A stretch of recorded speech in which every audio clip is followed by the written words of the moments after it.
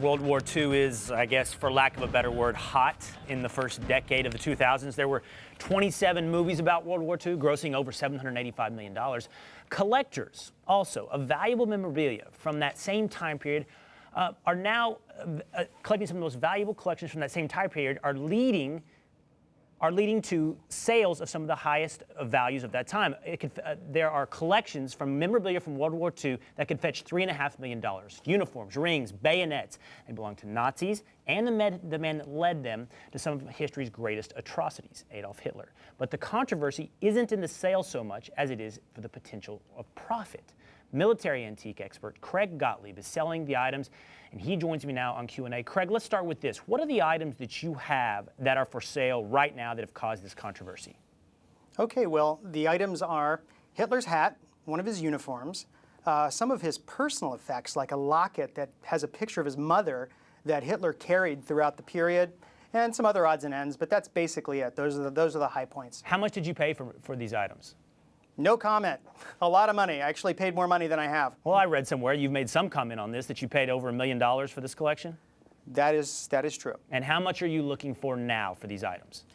You know, valuing a group like this is very hard. People have pressed me for a number. It's only been public that I've had these for a few days. You know, I gave the Wall Street Journal $3.5 million, but it's like trying to value something like the Mona Lisa. It's one of a kind. So it's really a hard, difficult thing to put an actual numerical value on exactly what it's worth until you find someone to buy it. The controversy doesn't seem to be in the fact that you've collected these items. It doesn't seem to be in the fact that you even want to sell these items. It is in the fact that you anticipate or want to make a profit off these items. Now, from what I understand, eBay, Sotheby's, places like this, they won't sell Nazi memorabilia like this.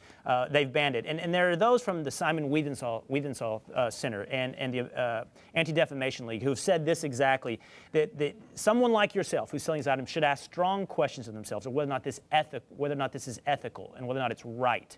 How do you answer that? I ask those strong questions every day. And for me, they're not asking the right questions. The thing they should be asking is, number one, why is history important? And number two, why are objects like this important? And I've got answers for that. History's important because it informs current events today. When we talk about things like gun control, healthcare, you name it. Studying history is a very relevant way to make sense of what's going on today. Number two, artifacts for me, I've found at least, are the most powerful way to experience history. For me, an artifact is like a time machine. I hold it in my hand, it's first person, it's not like a museum even where exhibits are curated, or a book where there's an agenda, not a conspiracy theorist here, but where there's an agenda, or a movie where it's been produced.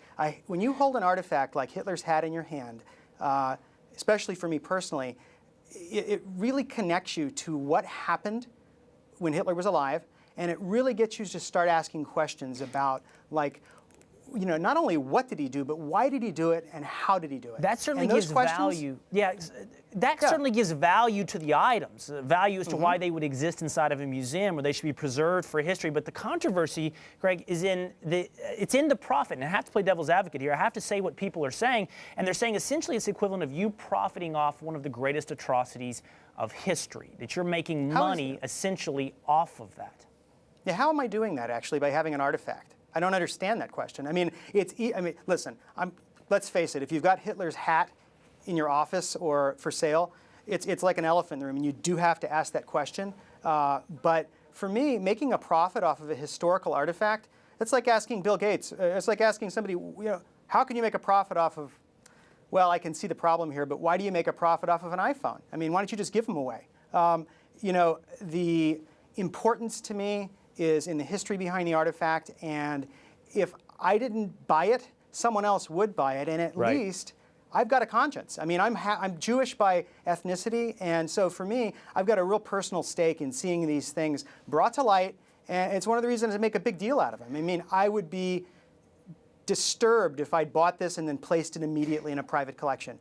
Why? Because it brings Hitler back into the present tense, and it gets us talking about it. Do you know, for example, I've met people, young people, who don't know who Hitler was. Yeah, I mean, it's crazy. You'd think about that. Well, but when you get an object like this in your hand and you get it in front of people, it really brings that conversation back to life, and it's really important for me. Ultimately, I do agree with you, by the way. If we are going to assume these things do have value, it's almost impossible to suggest that they can't be profitable in that respect. So they're going to be traded. They're not going to be traded at static values.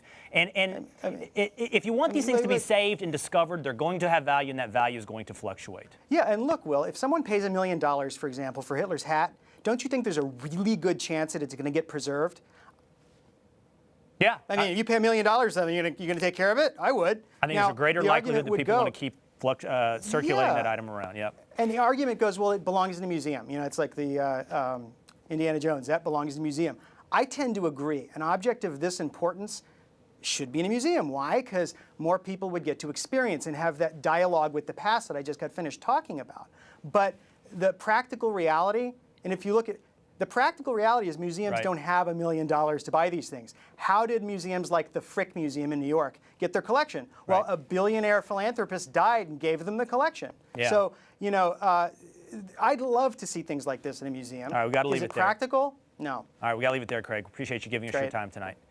Thanks. In an offhand comment he made at The Hague yesterday, President Obama declared he's less worried about Russia and more worried about a nuclear bomb in Manhattan. Buck Sexton turns our attention to the state of Islamic Jihad next.